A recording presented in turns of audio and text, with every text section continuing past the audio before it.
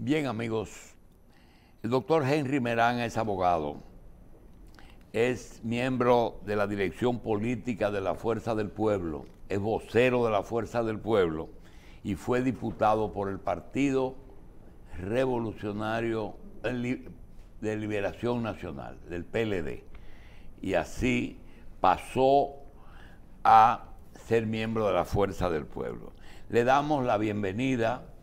Vamos a tratar los temas obligados, pero yo tengo algo que quisiera plantearle a Henry, porque él es de un nivel que podría incursionar en esa respuesta. Ingeniero, doctor, estaba conversando con alguien allegado a Leonel Fernández y me dice que ustedes están en búsqueda de 1 millón de militantes activos, es decir, de personas que sean miembros del PLD. Eso significa que con el efecto multiplicador electoral, pues ganan en primera vuelta en cualquier momento. Pero cuando le pregunté por la fuente, de dónde se iban a nutrir, dice, nuestra fuente natural es el Partido de la Liberación Dominicana, sin uno tratar de ya sacar miembros, sacar, como dice el público, miembros.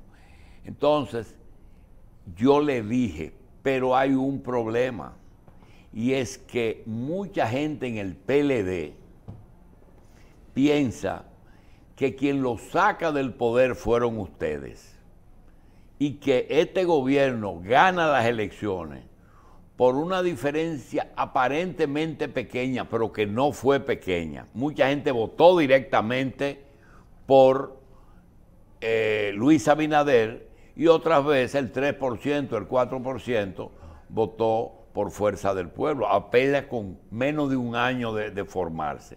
La pregunta es la siguiente: ese pequeño resentimiento que existe en el PLDista, que se siente que fue desplazado por una acción de la Fuerza del Pueblo, ¿puede pesar en su crecimiento? Buenos días. Buen día. Distinguidos amigos, la verdad que un placer para nosotros siempre estar en este espacio legendario de la comunicación dominicana con su dilecto anfitrión, el doctor Hassin. Diría lo siguiente: los antiguos compañeros del Partido de la Liberación Dominicana, sobre todo su dirigencia media y de base, está claro, mi querido doctor, perfectamente en qué fue lo que ocurrió en el proceso pasado. Y a eso se debe que nuestro proceso de crecimiento como organización política, orgánicamente hablando, esté siendo tan exitoso. Nosotros actualmente tenemos una matrícula de 850,000 miembros ya militantes debidamente organizados en la Fuerza del Pueblo, y nuestro padrón depositado hace 2 meses justamente la Junta Central Electoral ya consta de 672,000 miembros, es decir, que nosotros estamos teniendo un crecimiento de alrededor de 60, 70,000 miembros, nuevos miembros mensuales. ¿Qué significa esto?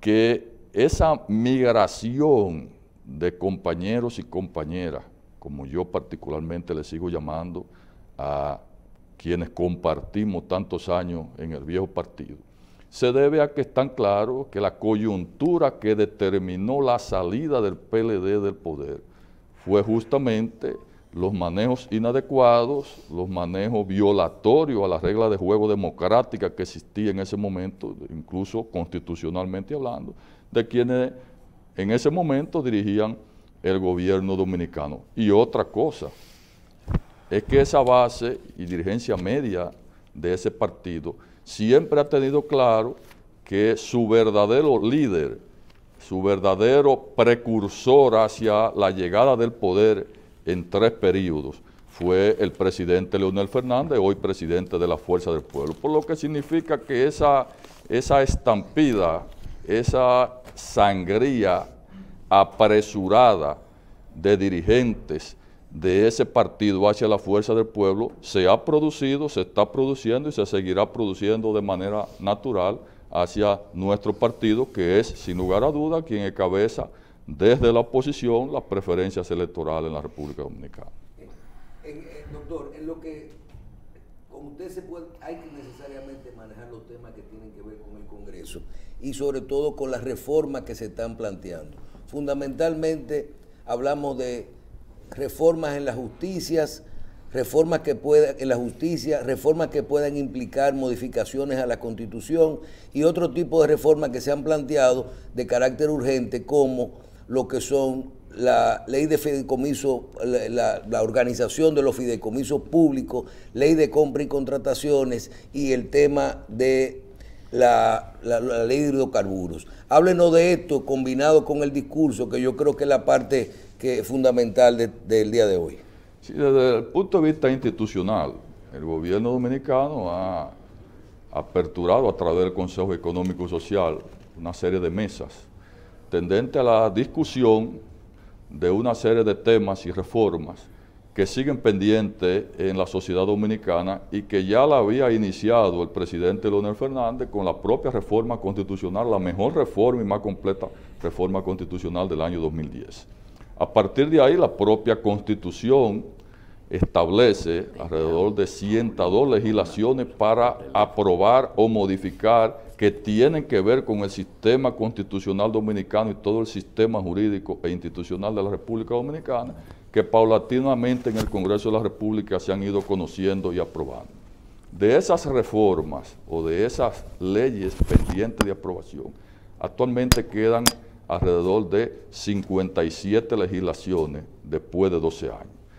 ¿Qué significa todo esto? Que en las mesas del Consejo Económico y Social, fundamentalmente en la mesa que tiene que ver con institucionalidad y transparencia, se están discutiendo, nosotros como coordinador de la Fuerza del Pueblo en esa mesa, se están discutiendo 10 proyectos que tienen que ver con la Constitución del año 2010 y en adición a esos 10 proyectos de leyes o anteproyectos de leyes, porque aún no han sido presentados en el Congreso de la República, se presenta un proyecto de llamado a una reforma constitucional, un anteproyecto que procura modificar la Constitución de la República con el pretexto, ¿verdad?, de fortalecer la institucionalidad democrática en nuestro país. Nosotros como partido, como Fuerza del Pueblo, hemos tomado una decisión clara, precisa y diríamos que no está sujeta a revisión. Nosotros participamos en esta propuesta de diálogo que patrocina el Consejo Económico y Social en todo lo que tenga que ver con leyes orgánicas o leyes ordinarias de cara al fortalecimiento con lo que estamos de acuerdo y como partido y el presidente Leonel Fernández ha sido precursor de la institucionalidad en la República Dominicana. Ahora bien, con lo que tiene que ver con la propuesta de reforma constitucional innecesaria y extemporánea, la Fuerza del Pueblo ha decidido de forma clara y contundente que no va a participar en ningún modelo o esquema de diálogo o acuerdo que trate de una reforma constitucional. Repito, por... Entonces no reforma la Constitución, pero sí podemos dialogar en cuanto a los diferentes proyectos que hemos mencionado, como la ley de compra, el fideicomiso y público. Estos vehículos, ¿ustedes están dispuestos a apoyarlos? Correctamente, distinguido Michel. Nosotros en esos proyectos, hay un proyecto de reforma a la ley de compra y contrataciones, un proyecto de ministerios, un proyecto de contratación de publicidad estatal, un proyecto que tiene que ver con fideicomisos públicos, los cuales nosotros en ese proyecto tenemos una serie de objeciones y le hemos estado planteando a la opinión pública.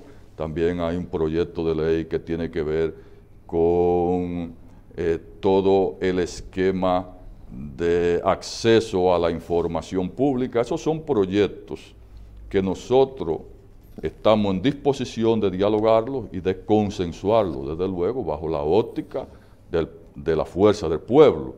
Ahora bien, lo que es para nosotros no sujeto, ¿verdad?, a diálogo ni a discusión es la reforma constitucional, porque para cometer este fortalecimiento institucional de la República Dominicana, repito, un proceso que inició el presidente Leonel Fernández, como todo es conocido, por todo es conocido, no es necesario modificar la Constitución de la República. Es perfectamente posible. Ni siquiera en el caso de la independencia de la justicia. Ni siquiera. La Constitución de la República prevé en el caso del Ministerio Público de manera particular, que es de las opiniones más socorridas del gobierno sobre la necesidad, bajo el criterio del gobierno, de reforma constitucional. El Ministerio Público es independiente constitucionalmente de cualquier poder público, sobre todo del Ejecutivo. Es más, la conquista que enarbola el actual gobierno de independencia del Ministerio Público está planteado justamente bajo el esquema constitucional y legislativo que existe actualmente. Y con el sistema que tenemos actualmente, es que realmente, porque nosotros no estamos en ningún partido, nosotros a veces decimos, pero hay cosas que tiene sentido reformar la Constitución. Usted que parte y conoce cómo es el sistema de reforma a la Constitución, es que es prácticamente imposible llevar 4 temas a una asamblea para reformar, decir, vamos a hacer la independencia de la justicia, por ejemplo, y que no se pueda meter, por ejemplo, la modificación del 50+1. Eso es imposible de hacer. Siempre es posible en una convocatoria de la Asamblea Revisora incluir temas adicionales y accesorios al debate propiamente dicho de la reforma per se. Eso siempre es posible y desde luego ha sido costumbre y tradición en la República Dominicana utilizar reformas constitucionales para promover la permanencia del poder de determinados presidentes o partidos. Eso está en la conciencia nacional, en la conciencia ciudadana. Es más, yo diría que el propio doctor José Francisco Peña Gómez en su momento no fue presidente por una especie de estrategia diseñada tendente a sacarlo de competencia políticamente a través de un golpe a última hora en una reforma constitucional. Siempre eso es posible. Diputado, pero sí. Teníamos entendido, y no sé, usted me aclarará, que cuando se convoca una reforma constitucional, solamente se hace mediante una ley y que se debe circunscribir solamente a lo que está dentro de esa legislación. ¿No es así entonces? O sea, no puede haber una limitación previa de aquí solamente se vino a tratar tal tema. No, el Poder Ejecutivo remite un proyecto de ley llamando a la reforma. Sí. Ese proyecto de ley, cuando entra o se le da curso en el Congreso de la República, puede ser objeto de modificaciones. Ahí pueden modificar el proyecto. Es como una asamblea. Por supuesto. Como asamblea. No, hay dos, Michelle, hay 2 fases en una reforma constitucional. La primera fase es la aprobación de una ley llamando y declarando la necesidad de reforma constitucional. Esta ley es la que dispone cuáles son los artículos a modificar en la Constitución que tendría que convocarse posteriormente. Pero después que está convocada se puede incluir cualquier cosa. Pero a través de la ley, sí, por supuesto, porque hay una discusión de una ley previa, que es la que llama la reforma, antes de convocarse la Asamblea Revisora. Otra parte, y yo creo que fuera de los aspectos ya de leyes y de reforma, que nos gustaría la posición que tiene la Fuerza del Pueblo con esto de la rendición de cuentas que ha realizado el presidente Abinader en el día de ayer. Hay reacciones inmediatas de parte de los partidos de oposición y saber realmente si en todos los puntos difieren o en cuáles puntos la Fuerza del Pueblo tiene interés de dar su posición con respecto a la rendición de cuentas del presidente Abinader. Mira, nosotros entendemos que el discurso de ayer fue un esfuerzo desesperado, ávido, por el gobierno dominicano recobrar los niveles de confianza, aceptación y aprobación que tenía de la sociedad dominicana. Y el discurso en su conjunto se puede resumir en un esfuerzo que trató de hacer el presidente de la República por rescatar esa confianza perdida del pueblo dominicano.